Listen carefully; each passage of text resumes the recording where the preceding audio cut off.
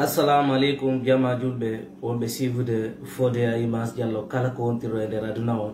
haray mi hewrike on fop yi kon fedde kaleydi meden hande kadi labani en ko honto bedo e fala en nabude kaleydi meden. Donc be wadi do constitution kambe be jodike kambe tun be wadi do constitution mo 7 ans jonno au septembre be votata constitution on valide gonmo mi nodde do jamala gene on fop andingol be moƴƴa o constitution mo be woni noddude jama on do yo awe mudum fame de ko be fala ko kambe ko be fala ko Mamadi présento candidat jonno constitution mo be wadi ko be wadi kon kambe parce que ko kambe tun jodi autour de la table wadi o constitution do wombe ben fewjande Mamadi Doumbouya e halfina be transition dum ko CNT dans sa kuruma e yaadu be mabbe fi honno kambe hande be lanni hande kadi holade be sikki do baytun lamgu ko juude mabbe woni ni be anda ko Allah lammini be ko be wonno son anditi le 5 septembre de au coup d'état wadi Mamadi Doumbouya jo inte kalamu fop immino dari fop immino kellanimo fop immino soutenimo ko wadi kon coup d'état on be hikkini ala giselu yeso ala giselu yehi ka Union Européenne be yi ka Nations Unies ka CEDEAO be mi waton suspendu cette jeune militaire là au sauver la Guinée. Jonno bay dun non fe kanko Mamadi o jodi ke o discours mo wadi on charte de la transition 5 septembre article 45 kanko Mamadi ko wi ko no ke ni lui ni aucun membre du CNRD ni aucun membre du CNT ne porterait candidat les élections organisées pour le retour à l'ordre constitutionnel. Jonno on non fe de be landino 15 mois baydu non timbi be noddano fi joda gol yewtide ko no transition yara be jabali fiw unno fi e yibe di galle la giselude o yi be men mini do dossier ergine dum non fi e yi ala ko be ala wadde der lenni di campagne ko kambe interdisno be inni alpha konde ko onno ko wadde kaleydi moƴƴa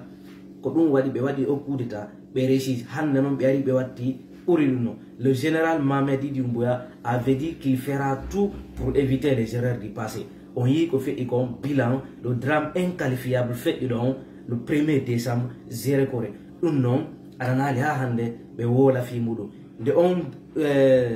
on bilan Wadono 0 Corée 1er décembre. Django Mouro, Taiko Mama Yagono fait une de journal qui m'aide. Andingol communauté internationale andingol aduna law na bilan hulbi na hulbini do ko si himbe seeda be ni woni ko wonki mum lutti der runo ko on mi mari ko minata jama'o fame mo Mamadi Doumbouya kala sutendo be o saydo